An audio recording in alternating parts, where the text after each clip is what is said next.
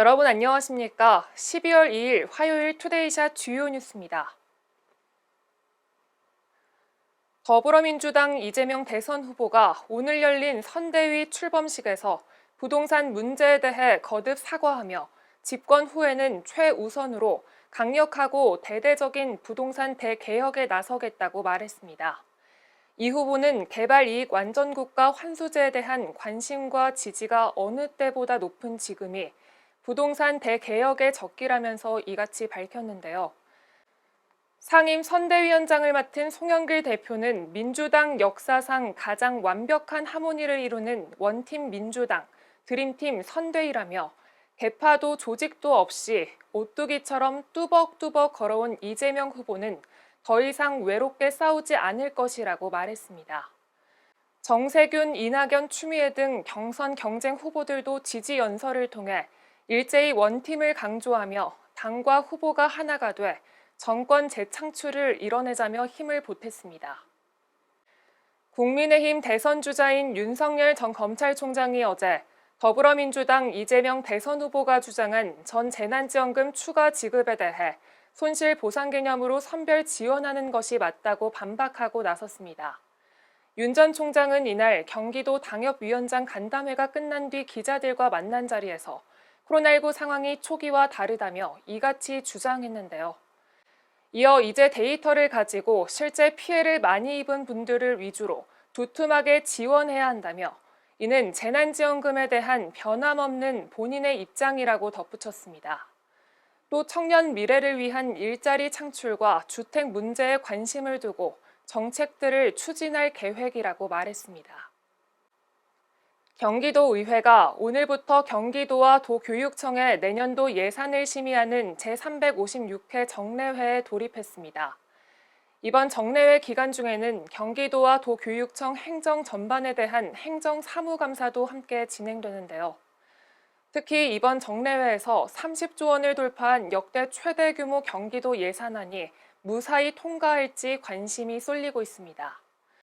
앞서 경기도는 올해보다 4조 6,937억 원이 증가한 33조 5,661억 원을 편성 제출했고 경기도 교육청은 올해보다 3조 2,741억 원 늘어난 19조 1,959억 원의 예산안을 제출한 바 있습니다. 한편 이번 도정에 대한 행정사무감사와 새해 예산안 심의는 이재명 전 도지사의 사퇴로 오병권 경기도지사 권한대행 체제에서 이뤄집니다. 수원시 복합문화공간인 111 커뮤니티가 개관했습니다. 111 커뮤니티는 시민의 일상이 문화가 되는 공간이라는 주제로 수원시가 정자동 111번지 일원에 대유평의 옛 연초 제조창 건물을 고쳐 지은 곳인데요. 카페와 아카이브 공간, 복합문화공간 등을 통해 생애 주기별 문화예술교육 프로그램을 개발하고 지역 문화 콘텐츠 발굴과 시민 주도형 문화활동 등이 이뤄지게 됩니다.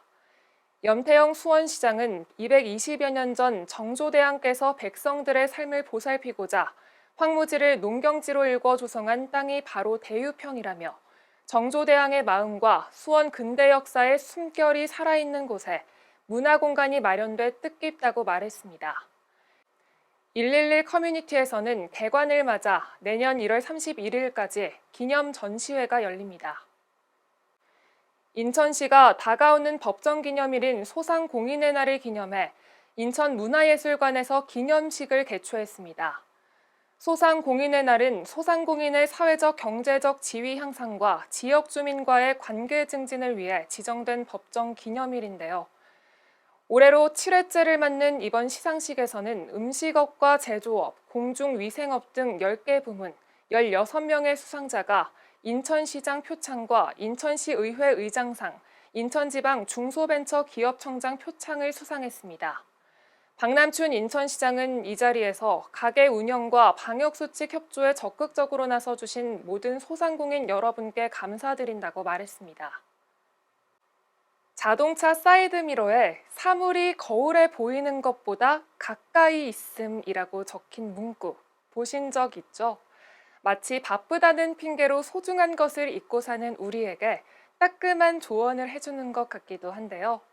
그동안 소홀했던 가족과 지인들에게 이번 한 주도 건강하게 잘 지내자는 응원의 메시지를 보내보는 건 어떨까요? 투데이션 뉴스 마칩니다. 시청해주신 여러분 고맙습니다.